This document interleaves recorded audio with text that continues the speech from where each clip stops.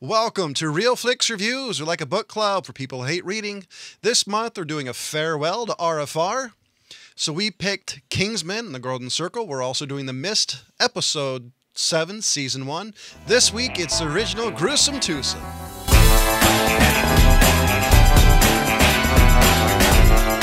So in the description of Kingsman, the Golden Circle, released in 2017, when their headquarters are destroyed and the world is held hostage, the Kingsman journey leads them to discover an allied spy organization in the U.S. These two elite secret organizations must band together to save the world. Basically. Hey, that's the description, damn it. I'm sticking to it. That's the IMDb description. I want to go a different route with this one today. So this is a sequel. There's always people that hate the sequels to the original films.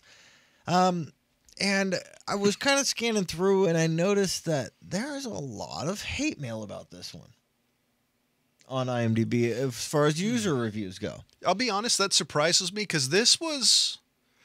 Honestly, this was right on point with the first one. There are a couple... I could see why it would be hard to be as good as the first one, considering the first one was basically lambasting everything like this. I thought they did a good job. It was about as good as the the sequel to Bond movies. Yeah. So let me throw out some of these. I'll just do the top and maybe a sentence or two, just so you kind of get an idea of where these people are coming from. Silly sequel. They kind of list 10 reasons why. Hold on. You're complaining that it's a silly sequel and it's a fucking spoof. Great cast, pretty awful movie. I hated to see such great actors coming together in a pretty bad movie. The plot was silly and some of the characters were overdone and equally silly, poppy.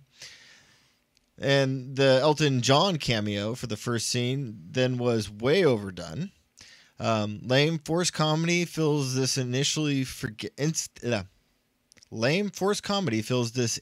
forgettable sequel. Hold on. You just described the first one there, dude. The first one fits the same description. The only difference is you never saw that type of thing. This one will piss you off. This is on the same one. Why is it that so many fun, inspired originals are followed by such lame, poorly written, and juvenile sequels? You want to know why? Honestly, why? Because you saw the first one. It's really hard to do a sequel to something you've already seen. I would say that's why the rest of the Fast and Furious movies sucked, but honestly, the first one sucked too. It's just really hard to duplicate to make a sequel. I actually thought this was on point. My favorite part of this movie was the chase scene when, they're destroying that black cab. And I'm thinking, that's right, you do a bunch of explosions and there's no cops? Boom, cops. So this copy... stupid comment, I'm sorry. I'm calling for IMDb to delete the stupid comment. Well, for me, I'll get into it in a little bit. Any more? Come on, more comments. Yeah. Difference between 1 and 2 is night and day. I had to force myself to make it through the Golden Circle. Just pure rubbish. Whoever was the writer of the storyline should be embarrassed. And if you think it's cool to hear the fuck word out of Iggy's mouth every 10 seconds, he obviously wasn't listening to Elton John. You need to get a life. So... I'm wondering if the reason why they don't like it is because most of the first one was building up Eggy. Yeah. And you had very little action. The action sequences were spot on identical. Like the basic style, not the same thing. The bullet cam or slow motion type thing if you want to go it was the same basic sequences. And I know they're not exactly same sequences, you pedantic bastards. So back to you wanted me to push another one out and I did. So, back to the lame forced comedy fills this instantly forgettable sequel. The one that you said was inspired originals are followed by such lame, poorly written, and juvenile sequels. Have you never heard of If Looks Could Kill? We did that movie. And so I guess you didn't understand. Maybe that's kind of what it's going. There's also a Spy Hard and Spy Harder. Or Spies Like Us. Yeah, so it's not... The only difference... I think is actually, if looks could kill, we're kind of identical to this, really. They're lambasting it, but they're having actually fun. having fun, and it's not like is it Spy Harder? It's not a ridiculous Leslie Nielsen spoof. It's more in the spirit of James Bond with a comedy turned up. Yeah. So, I mean, come on. There's another one. Positively the most idiotic movie I've seen in decades. Wow. You must not. Yeah, I was gonna say, you don't watch very many movies. I, One, awful. Actually, this is a kind rating, but there's no option for a negative rating, so I went as low as I could. I mean, there's nothing in there except for you're claiming that it's poorly written, stupid, bitching at the talent. You're saying that you walked out of 3 or 4 and that you would have done that with this one, but so I don't like comedies. I've been on 250 plus episodes telling people how I truly despise, hate, dislike, really dislike comedies because they're not funny, unoriginal, and generally ripping off something that was funny. This movie was funny. so I'm just going to pass this over to John. You can scroll. It just keeps going from the same A boring thing over and over. movie, such a bummer. Kingsman 1 was original. See, this is Why do you say that? so. Here's the big issue, and I've already stated. Action was really only in the first one, mind you, was only really contained towards the end. The last act was all the action movies. Yeah. This one was Had the action last throughout. was the last act in a whole movie. I do agree it was cliche. There's a lot of standard spy movie and action movie tropes, but in this type of movie, if you don't find those tropes, you're really not gonna like it because it's really hard to make a movie that's spoofing something without those tropes. It's like James Bond without the girl. So I'm going to jump out and just kind of state this one. For me, this film is a 4. Easily. There's funny parts to it. There's obviously going to be cliche stuff.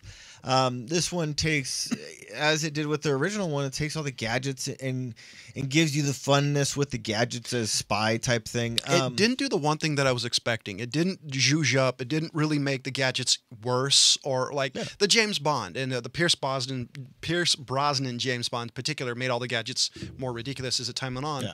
They kept the same theme and style, which the only ridiculousness it went off was with the Americans, which by the way I thought was hilarious. I thought it was pretty funny, the too. baseball grenade. It's I like Fallout.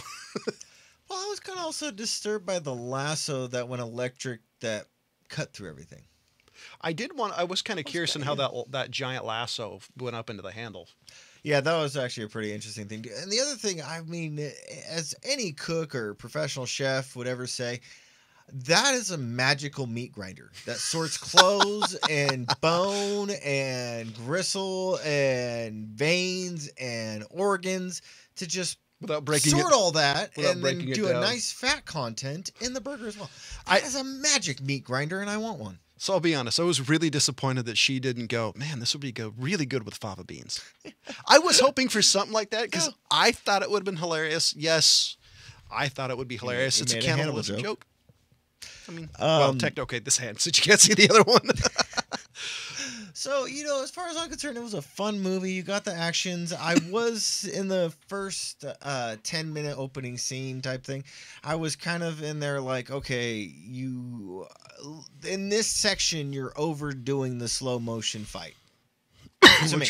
What fight was that? Was that the beginning? Yeah, when The he's in car the cab, and they're fighting in the car type thing. I'll agree. I mean, honestly, I think because every spy movie has a ridiculously long, unneeded. Jason Bourne in particular, especially the Jeremy Renner one, when it's like three-quarters of the motorcycle? movie. Yeah. Yeah, the motorcycle chasing. Yeah. I agree. But on the other hand, I thought it was funny because I really thought they were making fun of the Bourne movie. Well, when it was about 3 minutes into that whole sequence, I'm actually like, at first it kind of took me out because I'm like, okay, you guys did this quite a bit in the first one. I was expecting in the second one, but it kind of seemed like, is this how all the fight sequences are going to go? It did and didn't, but it did do the it brought me back to more fun as the fight sequence progressed, though. Yeah. The only thing that annoyed me and I liked, really depending on how they use it, was how the fights, the world around them slowed down. Yeah. You can really see it towards the end of the movie when he has that briefcase shield and certain scenes parts slow down a second. It kind of got annoying on the car scene, like you said, the first opening part. But everything else I enjoyed. It was weird seeing the guy from 21 Jump Street. I thought it was funny how it was basically a cameo. Yeah, and there was also the cowboy guy, not Whiskey. Yes, Whiskey. Oh. He was in we did part of the show of the Escobar show on Netflix. Ooh. Yeah, he's one of the guys from there. I noticed him right off the bat. I was like, hey, this is actually interesting. And he actually did a fantastic role playing a cowboy type-ish character. And I enjoyed it. It was a stereotype, like Jeff Bridges, the master of mumble. Well, everybody, not quite the master. There's at least one other person. I mean, no, the other guy, he is the definition of mumble. Well, actually, is it Jeff Bridges? Yeah. His biggest problem, honestly, are his dentures. By the way, dude, get fucking implants. They don't slip. Yeah. It's my only. I love that dude as an actor, but the fact he's always playing with his dentures drives me freaking crazy. You're a millionaire. You can afford better teeth. The one role I didn't really like, I didn't hate, I was kind of indifferent to it, was Halle Berry's character. I think you could have gone with a better or different actress. I'm not saying it was good or bad. I think in that role particularly, they should have picked a newer, a younger, an unknown actress. I think that would have been a great jumping point for somebody. I mean, she didn't take me out of the movie, but it was just, I was looking at her and just like, she doesn't fit to me. I just thought she didn't fit the role. I thought it would have been, because it's almost a throwaway role. It's not necessarily germane to the story, and I thought that would have been a good. That would have been. You're working again, right? I would have thought, man, that would have been a good role for a fresh young talent who's looking for her first major role. I thought it would have been cool. Yeah. I just didn't care about the character. Not the world's biggest Halle Berry fan. I do think she is talented depending on the character, though. I mean, that's my favorite. Tits, but I mean, I liked her in Swordfish. I thought you liked her in Catwoman too. You know, for being a bad movie, she does a pretty good job acting in that movie. I mean, that's not her fault. I give this movie. I'll give it a 3.5. I liked this movie. I will like the series as they come out, because they've got to make more of these. Yeah. Because it's just goofy as hell. I love the antagonist. I really love. I do love her weapon of choice, and Julianne Moore. Oh, for people out there. And I love it's good for her age too. I was surprised. I love the president's. The way the president, spoiler alert, I would have done the same shit. I love the president's comment. We just won the war tropes. Sorry, I ruined it for you, didn't I? Yes, bastard. The whole way I thought it was hilarious. And she's a drug dealer, and yet she's like, she's like Mrs. Cleaver, but evil. Yeah, I mean, that was perfect. It was very topical, by the way, at least here in the United States, especially being in California where this is filmed. This is amazingly topical into it. I was really impressed. Yeah, now I'm going to throw the guy out there. I mean, I just thought it was kind of funny. Elton John. I mean, it was an unnecessary role to have in the film, but I think it was an interesting touch. I mean, I did kind of enjoy his Wednesday. Actually, like, what day is it? Wednesday? Exactly. I actually didn't think I thought he was perfect. I actually thought, after watching that, I was thinking the director picked not only a perfect person, he's a character. Realistically, the Elton John, he's a character. I doubt he's the same way really in real life. But no, I thought introducing such an over-the-top character and moment, I thought it was perfect. I actually thought the scene needed some comedy elements. I agree. And that's for you people out there that are just trying to rip this movie apart. Wait, I think you guys need to go back and watch the first Kingsman again and look at Samuel L. Jackson's role and tell me that film is not a comedy. And that's all I got to say. And his character was over the top. I mean, it was super over the top. Oh, I also really liked the gimmick and how you got I'm really sorry. I just forgot his name. Was it not Firth? How you got Eggsy? No, the original, his mentor. Oh, Henry. Or not Henry. I'm sorry. You think I would have done my homework, but I loved how the fact they got him back in it. I love the gimmick, far as they were somehow able to magically save his life, and I was really Yeah, I was thinking Harry that Hart, was sorry. what was it? Harry Hart. Not Henry. I thought, man, that's a really good gimmick into saving that story wise. It fits within the universe. It's over the top, but it fits. It's not so over the top that it overshadows the overtop Yeah, of I this agree. universe. Yeah, I was thought it really a nice impressed. touch because I mean I was bummed when they made it look like he died in the first one. Kind of had a feeling that he might make a reappearance, but I was kind of thinking it was going to go with the way that Men in Black did and kind of jump him back in time or some shit, which, I mean, wouldn't really fit with the thing, No. but it could. I was hoping they were going to make him a bad guy Yeah, or something like that. because I was thinking this would be good, but I'm really glad they didn't. Yeah. By the way, it was super obvious it was going to be Whiskey. Was not the turncoat, spoiler alert, but was a bad guy. I was thinking, this is obvious, but you know what? I don't necessarily complain when it's a Bond movie. So Yeah. So, you know, I'm gotta say though, I mean, as far as I'm concerned, looking at IMDb, I rated actually the first Kingsman 1 star higher than the second one, just because for me there was a couple things that kind of irked me a little bit. When you first see where her base camp, you know, her hideout or headquarters type thing, and they come in and it's the middle of nowhere type thing. You could obviously tell that as they were panning in and showing everything there, that there was a lot of CGI in that scene. A lot. And it was overdone. I could tell that even the people weren't really people. They were CG characters. It's still not. It's still not as bad as The Hobbit. I mean, this was the Technicolor rainbow, but you weren't drowning in it like you were in the Hobbit movies. I like how they brought that into the Technicolor rainbow, and the fact that she's a big 50s fan. I like that. That was enjoyable to me. I like that kind of little tweak and character building it on her. Honestly, that CGI didn't bother me because for me, this movie, I expected it because of the way this movie is. So for me, it was like, if I didn't see that, I'd be like, kind of a bummer because this movie's everything, all the colors are blown out. It's over the top.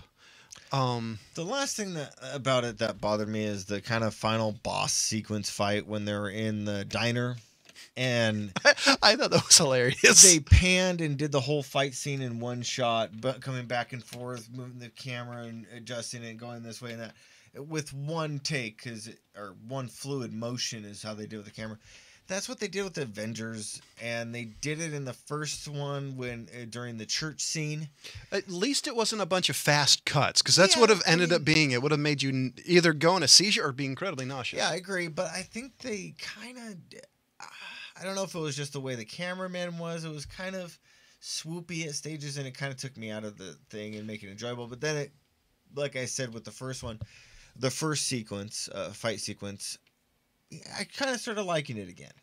It was a little bit. It took me out of it for a little while. That part, the camera, the way the camera was, the cinematography didn't bother me. The ending kind of bothered me because it was super anticlimactic. I know I didn't say that right, but hell. It was kind of like amazing build-up. Then, she just got injected with heroin. I like the overdose touch. It was very apropos. I mean, it was really well done. I love but this works. She's like, okay, I'm fine. Yeah, but this works twice as fast, huh? Yeah. I thought it was a little lame, but on the other hand, it fit the story. So while I'm complaining, I didn't hate it. It was just like, damn it. I wanted to see her also go through the meat grinder. But no, I'm sticking with my 3.5. I liked it. You people on IMDb, and the fact that this show is the fact that we're saying this, if we are saying this, y'all need to relax because we're the most pedantic show on the internet. And I'm just assuming that they missed the part in the description of what type of movie genre this is, where it says action adventure comedy. I think you misread that because this is comedy in mine. So, ladies and gentlemen, we're switching over to The Mist, Season 1, Episode 7. So, James, batter up. I wanted you actually to see this one. I thought this was a nice touch, and I think Ryan would have enjoyed that too. Was this based off was it the Mark Wahlberg one? You're talking about the Stephen King one. Well, but Mark Wahlberg was in it, though, wasn't he? Yeah. That's what I meant. You'd think I would remember the director, but no, I remember the bad actor. So, kind of what's going on is The Mist kind of shows you, it plays into your fears and what you are afraid of type thing, and So it's like, sometimes you'll get an apparition of it showing up. so it's like the sphere. Yeah. So so there's a group that are kind of hiding out in the church, and I'm just going into the description so John kind of sees why I picked this episode. And there's a guy in there, and then there's a lady, and the lady is kind of Wiccan, nature-loving type lady, and there's the priest in there. And so he and her agree to go outside, and whoever the mist kills, their god is reigning supreme type thing. So they go out there, and are standing out there, and she's buck-ass naked, by the way. She's stripped. She's an older lady, too. Like 60s 80s or 60s? or something Okay. like that. I'd have to go look it up. And Is this an HBO or is this a ABC channel type this of thing? is HBO. Okay, so they probably showed everything. Actually, technically, it's Netflix, but whatever. But you get what I meant. Yeah, it I wasn't, mean, it wasn't the network. The reason I'm asking is because with network television, including certain cable Actually, they networks, were there's certain things they can't do by FCC and by the rule of law. HBO can do whatever the fuck they want. So, anyways, since it's a Netflix show, I don't know. They were very discreet in showing the ladies full, I guess, glory. I don't know. Anyway, I'm actually but these impressed. 4 horsemen come riding up out of the mist, That's awesome. and they're standing there, and priest guy's kind of like, I don't know, whatever, you don't have it, and then starts praying, and next thing you know, one of the horsemen just shoots a freaking arrow through his chest and drags him out. Wow. So yeah, it was pretty graphic too, the way that they did it, but it was pretty badass. Especially the way they did. So the Wiccan lady survived? Yeah. Anyways, well, I mean, the So myth behind the mist is that it's nature's way of culling the herd type thing. So it also does the fear only. So if your fear comes up and it's the 4 horsemen of the apocalypse, will it only kill the person who is its fear, or will it kill It anybody? could kill anybody, as far as I can tell. Okay. But they both were able to see it, so it wasn't just one hallucination thing. It was shared. Anyways, it was a pretty interesting episode. I kind of enjoyed it. We'll give it a watch. So what you're saying? Yeah, I enjoyed it. I think it's better than the movie. There's people bitching about that it's not Was that- perfectly by the book, but shut up. Was that one an M. Night Shyamalan? No. I think he did The Happening around that time, which wasn't happening. That was just a piece of shit. So, ladies and gentlemen, you can catch Piece of us for shit. now on Podbean, iTunes, Stitcher, and more. You also go to facebook.com/RealFlixReviews for all the updates for now on Real Flix Reviews. So as movies, the source material for Venom, the movie, has been confirmed. When Sony's solo Venom movie hits theaters, it will take its cues directly from the comics and take us to San Francisco. Actor Tom Hardy may not have been at attendance for Sony's special presentation at Brazil Comics, so he's going to be Eddie Brock, allegedly at sea. Hardy revealed that the film story will be inspired by the 93 Venom Lethal Protector comic book miniseries, so potentially this could be good guy Venom, or anti-hero Venom. You mean more of like The lethal protector. Yeah. I actually think that's cool. I like that more than there's just this blatant killing machine, because then you need Spider-Man or you need something. Having Venom being more of like the lethal protector, I think is a little bit more interesting. My curiosity is, do you believe that we're at a stage in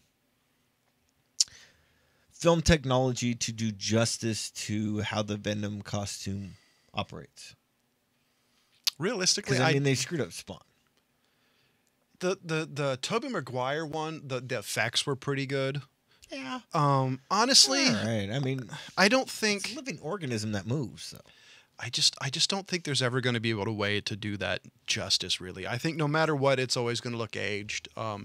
Like the best way to describe it, Jurassic Park when it came out in theaters, best Bam. special effects you can get when it comes to CGI. You watch it now, the CGI looks really dated. It's just going to look dated. I think that's the nature of CGI. I think unlike special effects in like hard edge effects or traditional special effects, I think that's just going to look bad no matter what over time. I think the best they can do is not make it stand out. Because if you look at some of the That's a older good point. CGI, it's not matched to color. It stands out a little bit from the rest of it. Yeah, I get what you mean. Yeah. So I just heard about this. I know nothing about it. Is it Sean Bean's series, The Frankenstein Chronicles? And somebody's comment on this was, will Sean Bean survive the series? No. Because he dies in everything he does. One role he survived through. I don't remember what it was, though. It was like a BBC television series. Something like that. Honestly, I don't believe I'm saying this, but the Frankenstein, I'm kind of burned out. I want to see the Dark Universe one. I'll see it because I do like Sean Bean. I like seeing him die because he dies pretty good. He's had a lot of practice. So I'm interested. It hits Netflix in the U.S. The official trailer for Jurassic World Fallen Kingdom, I haven't watched it. Me neither. I'll watch it if there's nothing better to do. Maybe we'll revive Real Flix reviews for it for an episode. I won't hold my breath. Don't want to die that much. The one that, so I've heard about this for years. This has been something that I've heard off and on for a decade or more. Battle Angel was an anime series. I don't know the actual, and it's Battle Angel something, if I remember correctly. There's a live action version of this coming out. I'm kind of watched Death Note though, so I don't know if I'm gonna. So on the Death Note, I've heard the Death Note sucked out loud. I've heard yes and no. I've heard nothing but good I've heard about good things about it so far. Really? I mean, I haven't looked at the critics' reviews, but from No, these people are- I've talked to. These are from people I know. I know. Well, I like the series, so I kind of like in the mode of, do I dare? I mean, but Gantz though. I mean, Gantz is fantastic. Gantz is a really hard movie not to do right though, because it was basically a 1-to-1 version of the cartoon. Yeah, basically. I think Death Note's a little bit more convoluted, but not by much. It's a basic, simple story. Yeah, but the Shinigami is the guy that it is, and I mean, other than that, you're writing in a notebook and watching people die. True. So I mean, it's not like that difficult. So Tarantino says his Star Trek film would be rated R. Ooh, shocker. You know, it'd be a shocker. Make it PG. G. I don't think he has to use at least one curse word, so it'd be PG. Damn it. It'll be shit, just like in the Transformers. It won't be motherfucker. That's a rated R. So no Samuel Jackson? That would be hilarious. Samuel Jackson, Uma Thurman, Tim Roth. If they're in this movie, I actually will not watch it. Mads Madison. Michael Madison. Yeah. I'm still kind of curious to see what it's like. I'm not really. I don't know. I mean, I know I was kind of excited about it before. I don't really know how I feel about it. If it's the eugenics war, that's all I want to see. If it's that, I just want to see it. Other than that, I'm kind of burned out in Star Trek movies. Still can't wait for the new Tomb Raider movie. I'm excited about that. Yeah. I'm excited about it because the first ones were basically, here's Angelina Jolie. Here's Angelina Jolie in a tight outfit. Here's Angelina in a tight outfit jumping. Here's Angelina in a tight fit episode jumping while shooting somebody. That's it. Yeah. I mean, it was like, and then, let's add a story. I know, let's show her chest. Oh, not her butt and her crotch. And it's just like, they're crappy. They're entertaining, but stupid. Same thing as they do with the Resident Evils and Mila. The first one, not so much. The rest, yes. Well, I mean, the first Tomb Raider wasn't that horrible. No, I meant the first Resident Evil. That's what I'm saying. I'm comparing it to it. The first one of both of them wasn't that bad, and then after that, just kind of the first one, and then Wanted. Well, the first one, just because I think Angelina Jolie was a bigger sex symbol than Mila Djokovic, way after Fifth Element. Okay.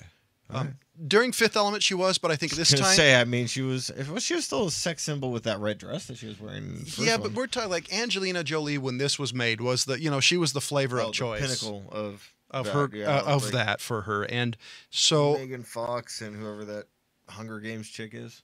Yeah, so that for her during this time, I think this was the height of her being the flavor of the month, as far as the sex symbol. So I just don't know. That one got annoying. I'm looking forward to this one because I'm looking forward to, a story that doesn't revolve an attractive woman and just showing her assets instead of here's an attractive woman, but here's a story around her character. Her assets. Which was so. Assets. You're fired. I know. Just for Wait a this, minute, I'm hired and getting paid. just for that, we're ending the show in Is my December. check in the mail? Yeah, keep waiting for it. So I'm really hoping it's an actual story, not just an excuse to have I this think woman. it's going to be because, I mean, the video games have evolved into decent stories. True, So, and I'm I mean- excited. That's why I'm excited to see it. As long as M. Night Shyamalan Ding Dong doesn't take it over. I mean, no one else can screw up a script written for you as well as you can. Never mind written. How about it actually has a backstory? Everything was made, and he just had to duplicate it. Yeah. And you couldn't even duplicate the main character's name. It's not Ung, you jackass. I mean, how do you screw that up? It was an American-based show.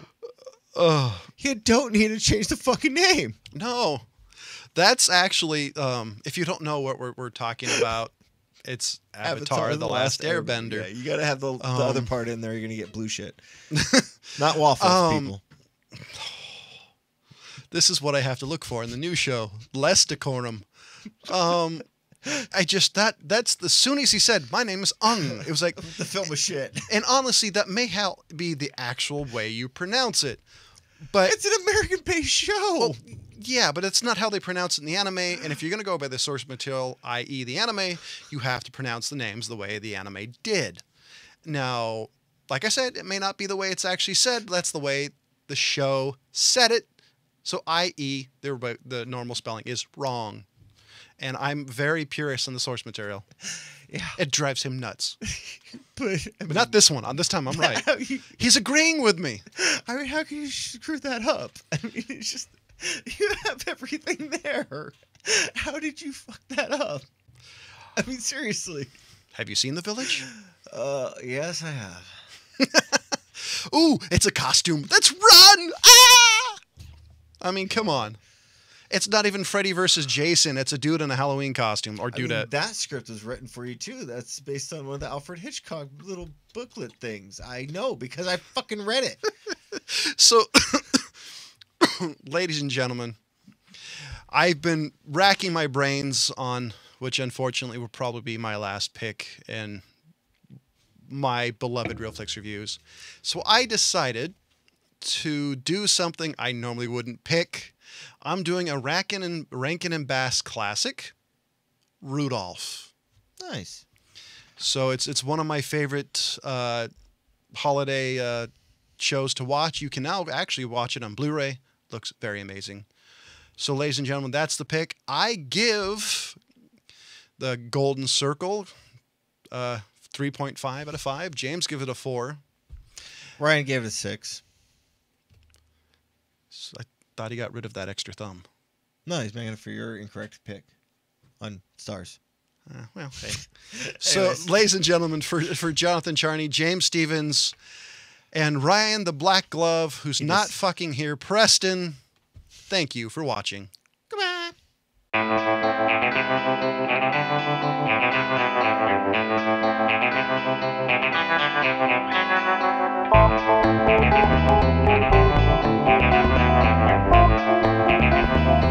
Thank you.